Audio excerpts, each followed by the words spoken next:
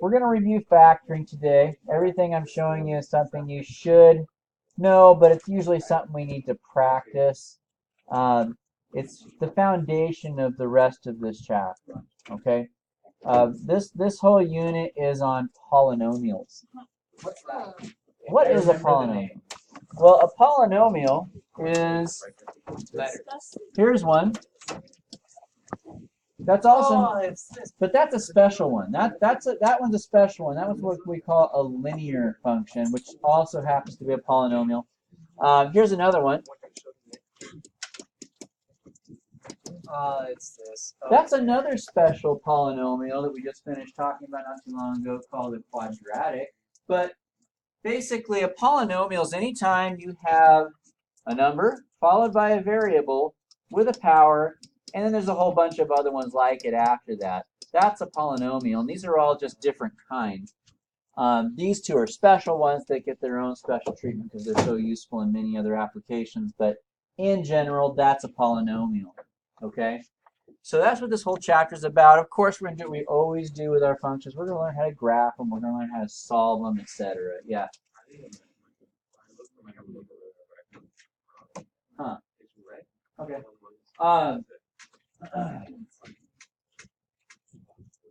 What we're learning today, you guys, is basically the foundation of what we really need to know in order to do this chapter. So if you don't know what I'm teaching you guys today really well, don't come to class for the next 2 weeks because you're going to fail anyway. You got to know how to factor. Everything I'm teaching you today, you won't know how to do the rest of the chapter if you don't know how to factor. So this is very important. So make sure you guys know how to factor. So I'm failing the I hope not. Basically, that's what you're I hope not. That's the point. So make sure you get today. You know what? You're a better teacher than Mr. North. So we should get it. We have faith. Go back to what we're doing to Mr. North. I'm gonna. All right, just for a second, Kaylin, go ahead. All right. So let's begin the factoring. I mean, I'm not trying to be all doom and gloom here, but I do want you guys to understand this is not a homework. Go ahead and start copying this. This is not a homework assignment tonight. You want to think, I didn't get that one again, and move on, because if you do that, you're pretty much giving up. And no one does. This is very important. You got to know how to factor. It's pretty much the heart of how you deal with polynomials. So, got to know how to factor. Muy importante. And as a matter of fact, the factoring won't go away even after this chapter. We're going to use it more throughout the years. So, Bailey, when are we going to start using letters? I don't know. No. Like, we only use letters. Let's not ask that question, yeah? Let's never do that. Let it. All right, it's gonna happen. Here we go. So, factoring out a greatest common factor. We've already done this a little bit this year, so this shouldn't look too unfamiliar. So, greatest common factor means the greatest, right? Common and factor. So, greatest means biggest. Common means what they have in common, and factor means what you can divide out. Okay, so basically I'm looking for the biggest thing I can divide out of both of these. So let's start with the coefficients. What's the biggest number that goes into both of those? 5. Now let's look at the variables next. Now, instead of saying what's the biggest number to divide into them, I can say that, and that'd be correct to say that, but I find it doesn't help students understand very well, so I'll say it differently. What's the most number of x's that I can take out? You can only take out 2. Because this guy can only afford to give you 2, all right? This guy can afford 5, but we have to take out what they have in common. So what we're going to do is we're going to divide both of these by what I'm factoring out. So this thing I got out here, the greatest common factor, I'm going to divide that into both of these. So what's 10 divided by 5? 2. And what's x to the 5th divided by x squared? X squared or x cubed. Cube. You just basically subtract them. That's it.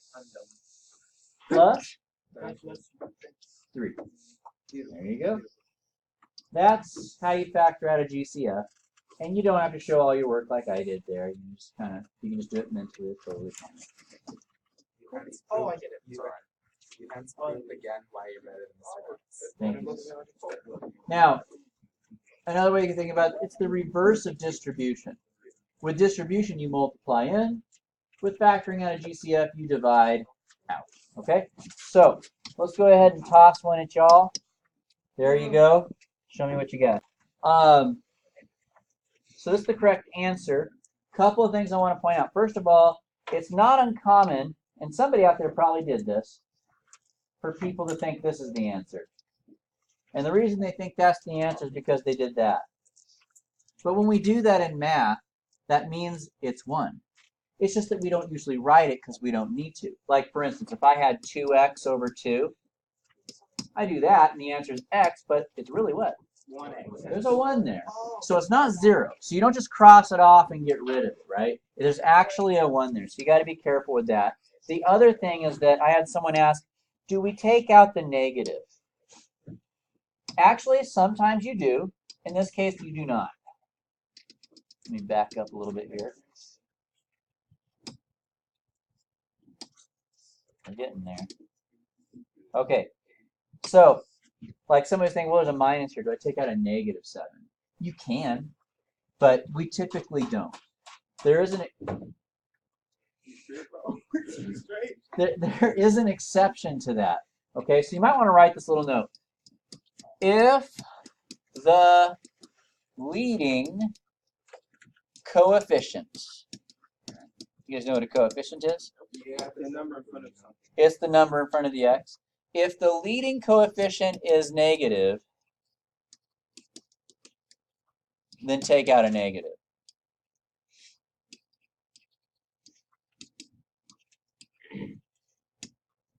So, like, for instance, if I started off with a negative 21x to the third power, you would want to take out a negative 7x at that point. Now, it's not actually wrong if you don't. It's just that on a multiple choice test, they will always have that taken out. It's just like how they do it. It also makes factoring later on a little bit easier as well if you just take that out in the beginning. So, if the leading number, if the leading means the front coefficient's negative, when you take out your GCF, make sure you take out a negative version of that GCF. And it'll change both of the signs, right? Because when you divide by a negative, it changes the sign. So keep that in mind. All right. Good to erase? Nope. That's okay. So if you take out, you're going to be taking out a negative, you're taking out a negative from the first one? Both. So just to kind of demonstrate, let me show you guys.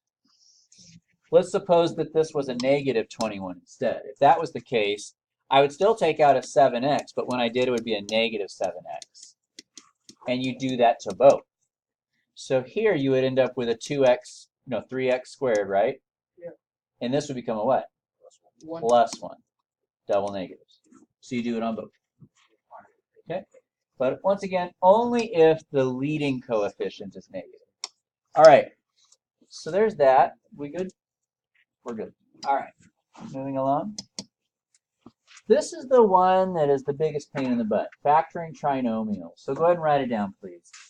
Call this either the box method, but some of you guys who already know how to do this and you don't like the box, some of you guys prefer to use reverse FOIL. I don't care what method you use, just make sure you get the right answer. I use the box. So let me show you guys how to do it. Now, before I show you guys how to do this problem, I want to show you the backwards version, which is actually the one that makes more sense. Suppose I gave you guys this, like 3x plus 1 times 5x minus 2. Don't write this, just watch. If I wanted to multiply these, I would start with a box, right? I think we talked about this year, didn't we? Yeah, we did. Yeah. And then I would put one of these binomials on the top and the other one down the side. And then I would multiply to fill in my box, right? I would get 15x squared. I would get 5x. I would get negative 6x and negative 2. And then I want to take my terms out in descending order. So the biggest one comes first, right? Biggest power, I should say, right? Biggest power.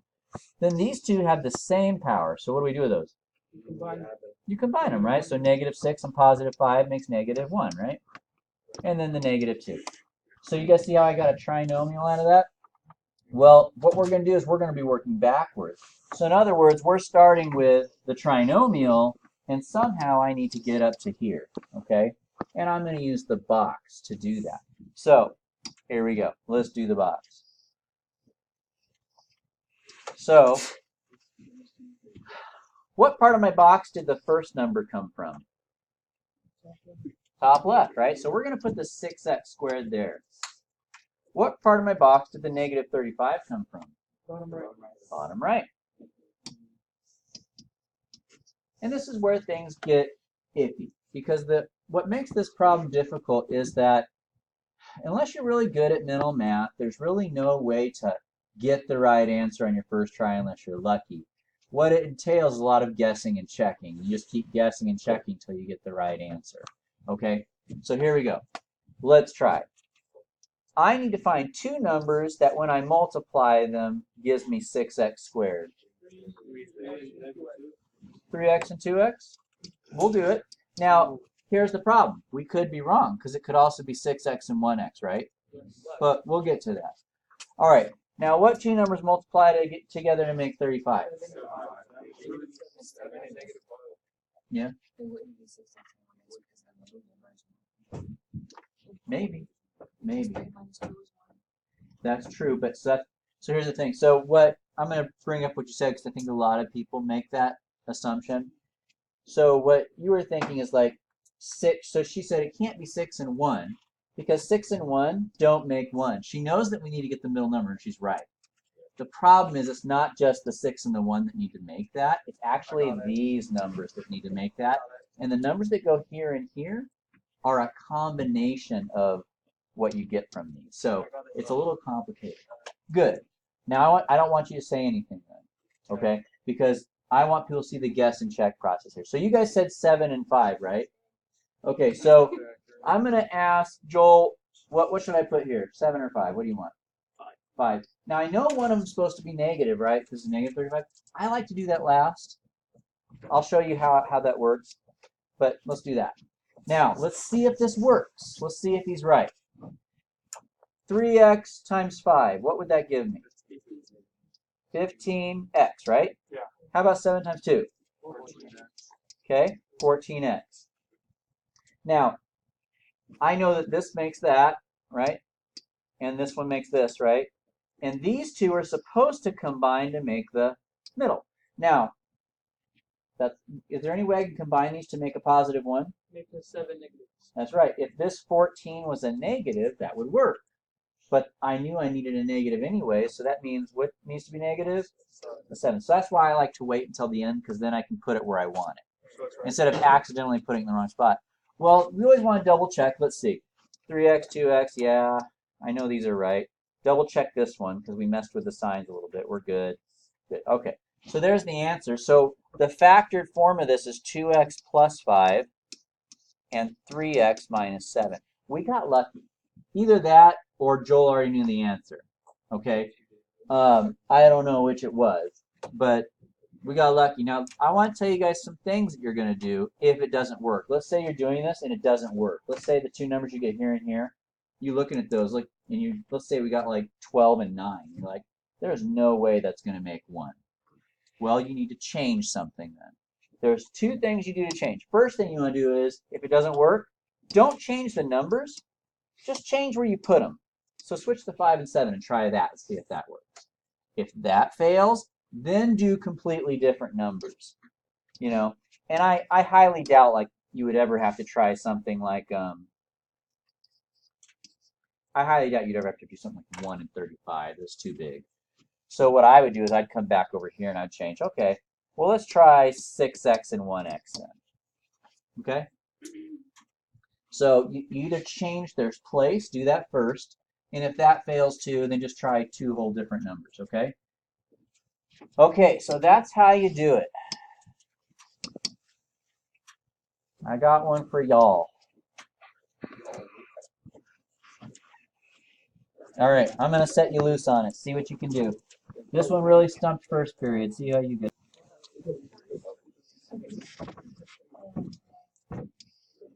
Okay, so I'm sure you guys know this. What goes here?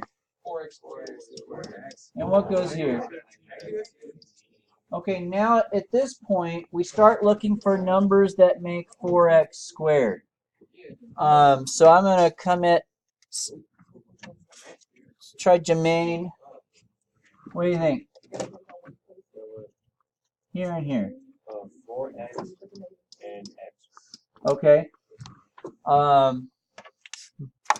Joel, now we need to find two numbers that multiply to make negative 15.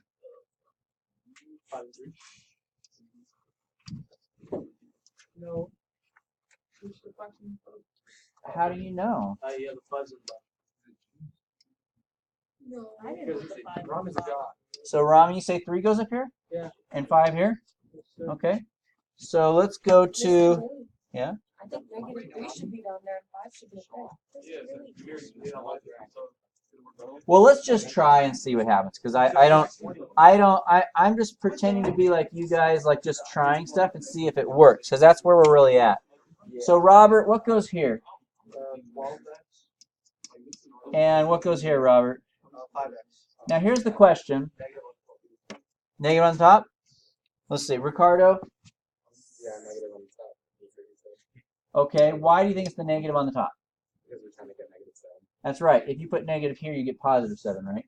And you notice that the difference is really just in the sign. Like, you either get a positive 7 or a negative 7. So if that happens, just swap the negatives and you'll get it. Okay? So the answer would be x minus 3 and 4x plus 5. Okay?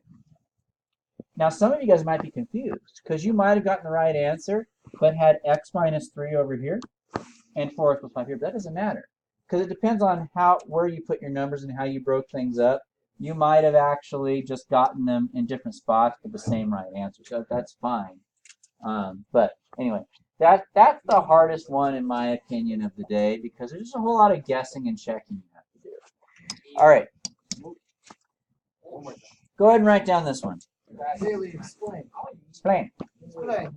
Okay. Yeah. Instead of finding numbers, I'm giving it some yes and Oh, shucks, the clock. All right. So check it out. You ready? We're going to do the box again, but this time, since we have all 4 numbers instead of just 3, there's no guessing and checking. Okay? So check it out. We make a box, and it's still going to play by the same rules of where the biggest one goes in the top left, smallest one goes in the bottom right. The other 2 are going to go in the other 2 boxes, but it doesn't matter where you put them. You'll get the same answer either way. So I'm going to put the 3x squared here and the negative 6x here. not your water. It's okay. You took your water. He's my homie. He can have my water. All right. Yeah. All right. Ready? Now, here's the thing. Instead of guessing numbers that can multiply to make this, what we're going to do is we're going to let the factoring do the work for us. So let's take a look here. These 2 numbers got here because of a number that was out here, right? So it must be their greatest common factor. What do these 2 things have in common? 1 and what else? X squared. Okay? How about these 2 things? What's their greatest thing they have in common? A 3, but remember the leading number is negative? We take out a negative 3. Finally, we're going to go upwards. So let's take a look here. What's the greatest thing that these 2 have in common? They have a 2 and 1x, right? And how about these 2? Just a 3. Now, on this one, you really want to make sure it works, okay? So let's just go back and double check it. Ready? You might want to write that. Check to make sure it works. It's possible, you guys, that you'll do everything right, but it actually doesn't work. So you got to make sure it works. Ready? 1x squared times 2x. Does that make this? Does this times this make that? Does this times this make that? And this times this? Then we're good. But I want to warn you, it's possible you do everything right, and it actually doesn't turn out right. Okay? All right. So we have our answer. It's 2x plus 3 times x squared minus 3. A little bit easier than the last one because there's really no guessing. There's really no guessing.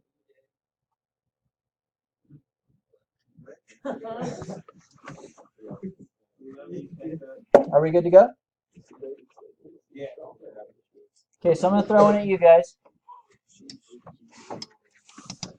There you go. All right, you're going to help me fill in the box, Rami. What goes here? 15x. What is that? The fourth, please. It is Not negative 9. Wait, no, top right. right here first. Right. Right here. No, we can do it. Give me this one first, Negative Rami. 3. Yes. So what matters is this guy has to go top left. This guy's got to go bottom right. The other two don't matter. So what'd you put here, Rami? Negative 9 cubed. Now, you might not have done this, you guys, and that's okay. You might have put the 5x there. It doesn't matter, though. You'll still get the same answer. It's just that what we get on the left side, you would get on the top and vice versa. You get 5x minus 9 minus 3. And then Austin Longmire. What do these two terms have in common? What can I divide out? 5 and? No. We could take an x out. All right. You did fine. Andy, how about over here? What can we take out? Notice he said negative because the leading coefficient's negative, and it is 3 that goes into both of those. I saw quite a few of you guys trying to take an x out here, but you can't because this 3 doesn't have an x to give. All right, next one. Alexander, what can we take out of this row? 3x. Huh? 3x cubed. So 3 goes into both of these, and we can take out 3 x's. Next we have Vikram. What can we take out of this row? Only a 1. They didn't have anything else in common. All right. Want to make sure it works, though, right? Is this times this 15x to the 4th? Is this times this 9x cubed, negative 9x cubed? This is good? This is good? We're good. So my answer then is 3x cubed plus 1 multiplied with 5x minus 3. Okay?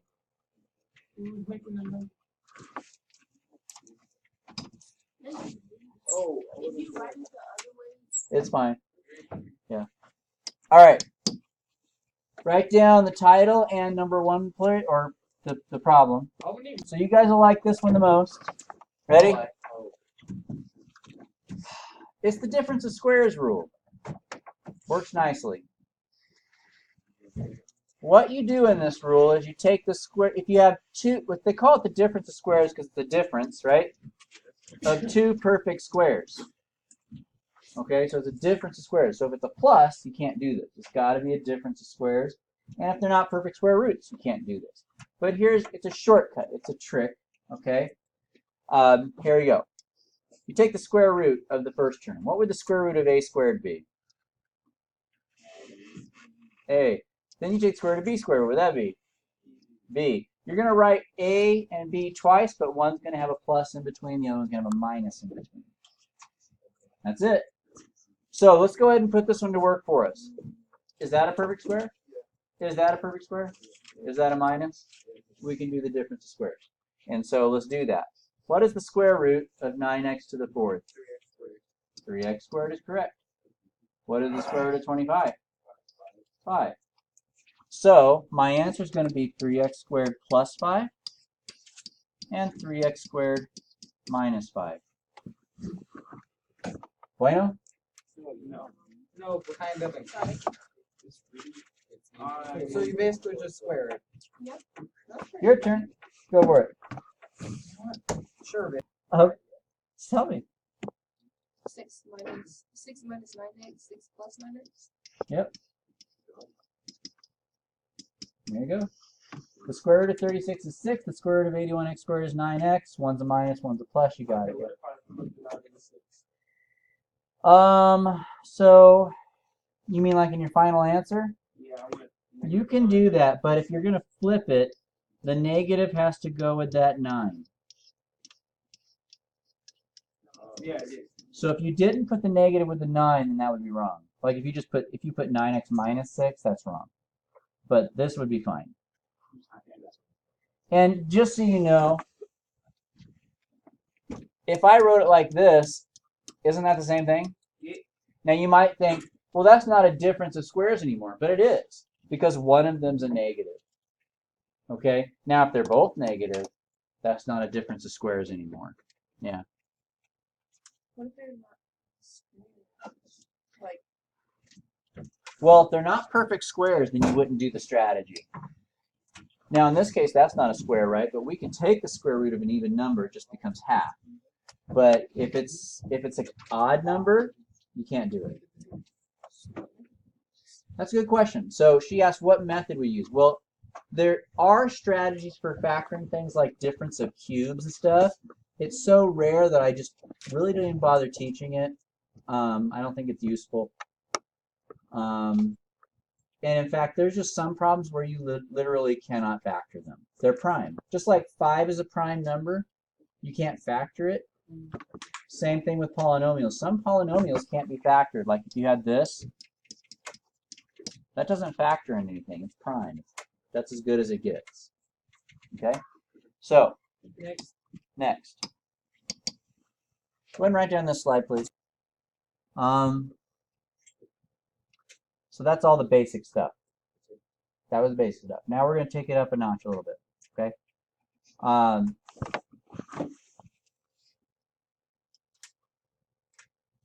You don't need to write this. Just watch. What does 6 factor into? 3, 2. Right? And what does this factor into? X minus 2, X plus 2. Okay, so I'm just trying to make you guys see a connection here between numbers and polynomials. They both factor. They just work a little bit differently in the way that they do that, but there it is. But what if I gave you this and I told you to factor this? 4, 2, 2, 2, 2. And it factors again, right? It factored twice. That can happen over there too. Sometimes you might have to keep factoring. Boom, boom, boom, boom. Okay? So here's the map for handling that situation. The first thing that you're going to do is you're going to start by taking out a greatest common factor. Okay? After you've taken out your greatest common factor, you look at what you have in parentheses. If it's got 2 terms, then you're going to try to see if the difference of squares method works. If you've got 3 terms, you're going to do that box thing that we talked about. If it's got 4 terms, then you're going to use the box again. So basically, box for both, but you guys remember that this strategy was a little bit different than this strategy, even though we used the box on both of them. This is the one where you got to do a lot of guessing and checking, okay? You might want to put the word box here, because I'm not using the word grouping today.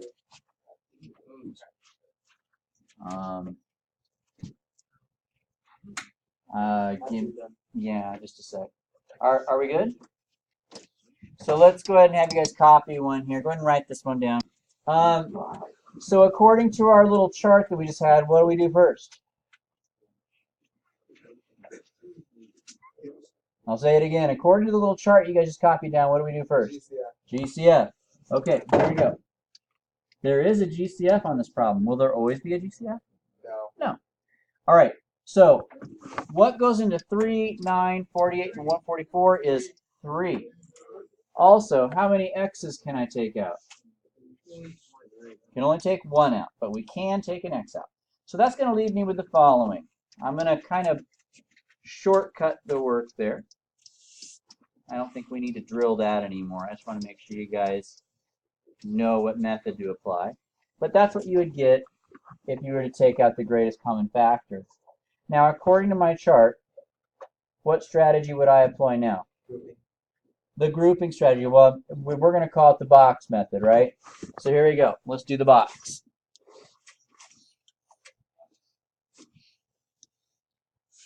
What goes here?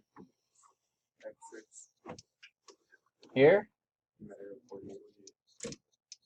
Here?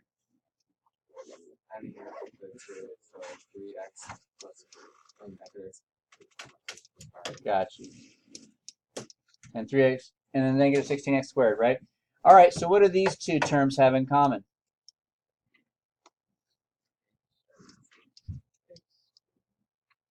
What do these two terms have in common? What do these two terms have in common? What do these two terms have in common? Negative, right? For sure. And it is 16. That's not horribly obvious unless you kind of know your times tables pretty well, but there it is. So there's that. I'll pause for a second in case you guys need to catch up with me. So we took out a GCF. We did the box method, and this is what we landed with, right? Was it x squared plus 3? Yes. Okay. We may be done, we may be not, right? So let's take a look. How many terms does this have? There's only one strategy that works for that, if it works at all. What is it? X, Difference. Hold Hold on. Difference of squares. Is this a difference of squares?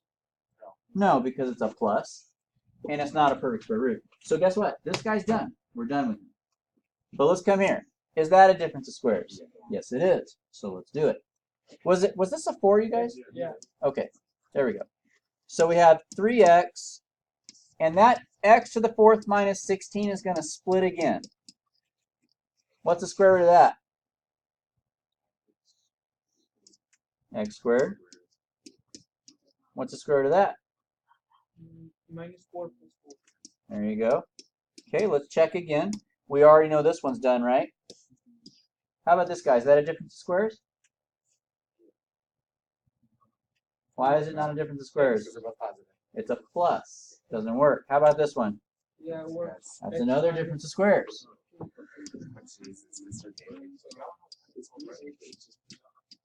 It's tedious. What's it going to be? X minus 2, X plus 2. Okay. So we already know this is not a difference of squares. We know this is not a difference of squares. Is this a difference of squares? No. No. We're done. We factored it completely. So sometimes you have to keep going until you're completely done. Okay? And so basically it boils down to if it's 2 terms, difference of squares. If it's 3, box method. If it's 4, box method. Okay? I hear zipping of bags. Is the bell ringing soon or something? 4 minutes. If you want to try one before you go, I'll put one up. No, I'm good.